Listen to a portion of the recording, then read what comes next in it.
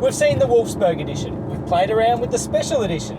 Now Volkswagen is getting very literal with this. It's the Golf R Final Edition. As the name suggests, this is the send-off to the Mark 7.5 Golf R.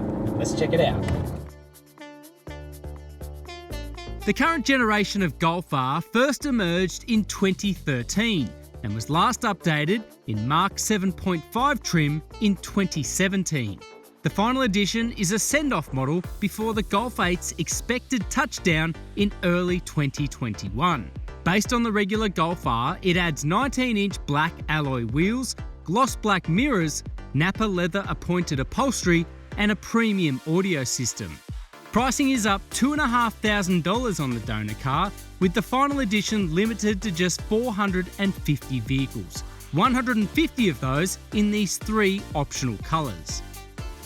The internals underneath are all carryover, and that's no bad thing. 2-litre turbo-petrol 4-cylinder, all-wheel drive grip, and really nicely honed dynamics. They might have been around for a few years, but the Golf's 4.8 second 0 to 100 time is as relevant as ever. Officially, the engine makes 213 kilowatts and 380 newton metres, and has made it standard to a 7-speed dual-clutch automatic transmission.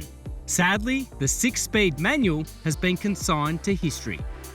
Now there is that signature hesitation from the dual-clutch automatic gearbox upon taking off, but beyond that, it's seamless and tractable power. And even though it does have that inherent front drive feeling, the Golf R is just such a sure-footed and engaging machine. It's a lot of fun on circuit.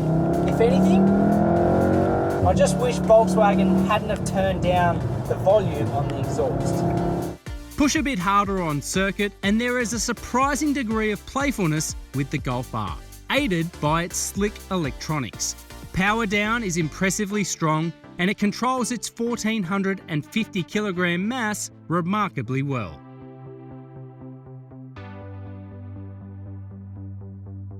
The Golf is hardly out of its depth on circuit, but for me it's the open road where it really shines. The handling balance between comfort and performance is spot on, and while the cabin isn't the quietest in terms of noise insulation, it is refined at all times. And the gearing is such that you can easily do long highway interstate miles in the Golf R without feeling like you're even in a hot hatch, and that's impressive.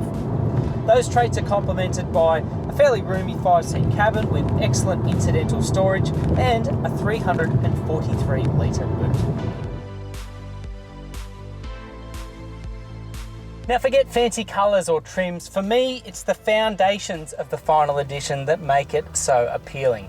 The Golf R has aged remarkably well, and in fact, it even presents freshly on the inside with big digital displays and premium materials throughout. It means that the Final Edition is a fitting farewell to the Golf 7.5.